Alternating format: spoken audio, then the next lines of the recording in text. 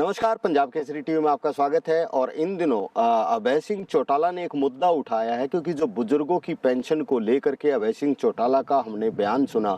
उन्होंने कहा कि बुजुर्गों को बीजेपी सरकार ने छेड़ा है, अब बुजुर्ग सरकार को नहीं छोड़ेंगे।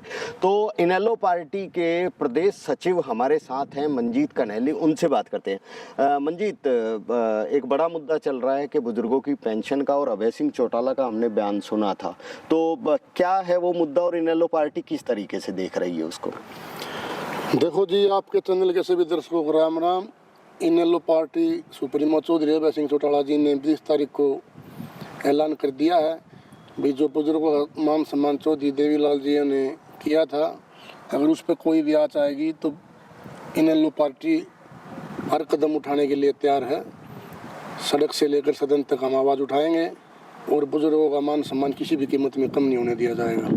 लेकिन मंजीत, हमने कल ही जो मुख्यमंत्री नायब सैनी हैं उन्होंने स्पष्टीकरण दिया कि हम ये जो पेंशन काटी जा रही है, पेंशन कटी नहीं है, पेंशन रोकी गई है, और क्योंकि जिनकी आय बढ़ गई थी तो उन लोगों की पेंशन रोकी गई है, वो प्रमाण पत्र दे दें, उनकी पेंशन ठीक कर देंगे। नहीं, ये जितने भी MLA बन रहे हैं, मंत्री बन रहे हैं, इनकी आय कम है। इन्होंने देश को लूट खाया कितना बड़ा बड़ा, उनके तो जितने बार MLA बनते हैं उतनी बार पेंशन बनती जाती है। और जो ये बुजुर्ग हैं, हमारे गरीब आदमी हैं, उनको ये पेंशन से हजम नहीं हो रही, तो ये क्या को शोभा देने की बात है। जैसे मैंने आज देखा है पंजाब में भगवत मान ने बोल दिया भाई 5 वर्ग का MLA, उसी 10 वर्ग का MLA, उसको एक ही बार पेंशन दी जाएगी। तो यहाँ क्यों नहीं करते लागू? ये कोई मतलब देखने वाली बात है।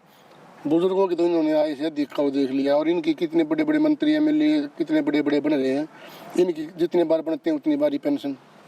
तो ये बिल्कुल नाइंसाफ़ी है, ये बुजुर्गों का मान सम्मान है, ये किसी भी हालत में सूरत में बर्दाश्त नहीं किया जाएगा। तो क्या इस मुद्दे को लेकर सड़क पर भी उतरोगे? बिल्कुल ऐसा है, हम जनता के बीच में रहते हैं। चौधरी अभय सिंह चौटाला जी सड़क से लेकर सदन तक आवाज़ उठाएंगे, और हम उनके साथ पूरा हरियाणा कंधे से कंधा मिलाकर उनके साथ ताकत बन करके खड़ा है। जैसा आदेश होगा हम उसी तरीके से तैयार हैं। बिल्कुल।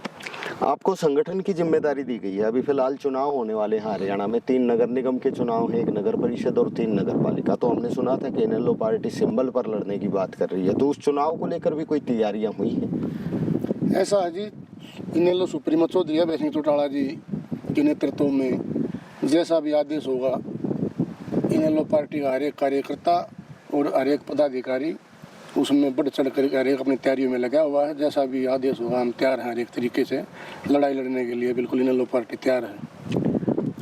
मेरे पीछे एक स्टेज भी बन रहा है, कोई कार्यक्रम है क्या?